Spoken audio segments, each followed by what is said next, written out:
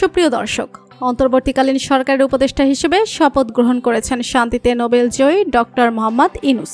এই সরকারের উপদেষ্টা হিসেবে দায়িত্ব পেয়েছেন মোট 16 জন।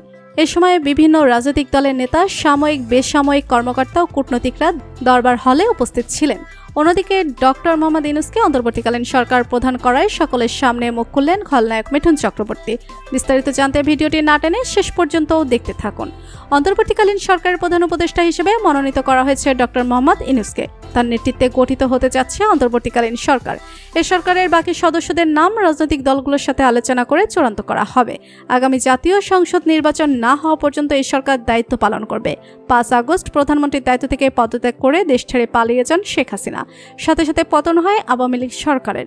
এরপর অন্তর্বর্তীকালীন সরকার গঠন করার ঘোষণা করেছেন সেনাপ্রধান ওয়াকরুজ্জামান। শেখ হাসিনা সরকারের পতনের পর বাংলাদেশের সেনা শাসন প্রতিষ্ঠিত হবে বলে অনেকেই ধারণা করেছিলেন।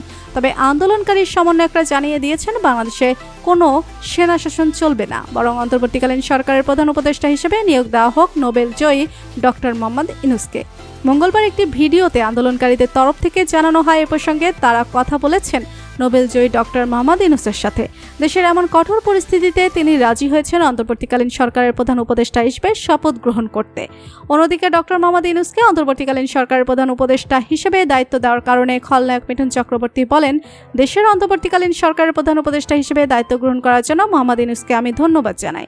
ডক্টর মোহাম্মদ ইউনূস একজন ভালো মনের মানুষ। তাকে অন্তর্বর্তীকালীন সরকারের প্রধান উপদেষ্টা বানানোর জন্য আমি অনেক খুশি হয়েছি। তার মতো নোবেলজয়ী অভিভাবক আমাদের ভারতেও দরকার। উনি ব্যক্তিগত সম্পত্তিতে বিশ্বাস করেন না। বহু অর্থ লাভের সুযোগ পেয়েও ওনার জীবনযাপন অতি সাধারণ। আমি বিশ্বাস করি ডক্টর মোহাম্মদ ইউনূস ও নেতৃত্বে স্থিতিশীলতা ও সম্প্রীতি প্রতিষ্ঠিত হবে। আমি বৈষম্য বিরোধী ছাত্র আন্দোলনের সকল সমন্বয়কদেরকে সম্মান জানাচ্ছি। আমি দেখতে পাচ্ছি বাংলাদেশের এই কঠোর পরিস্থিতি পার হওয়ার পর দেশের বিভিন্ন স্থানে লুটপাট শুরু হয়ে গিয়েছে।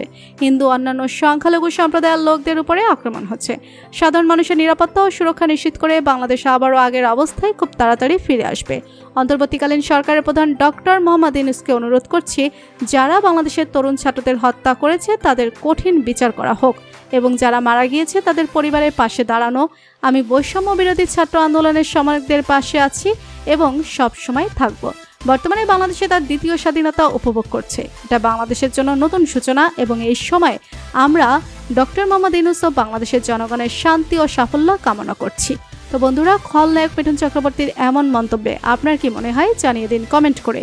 আর ভিডিওটি ভালো লেগে থাকলে একটি লাইক দিয়ে চ্যানেলটি সাবস্ক্রাইব করুন। ধন্যবাদ।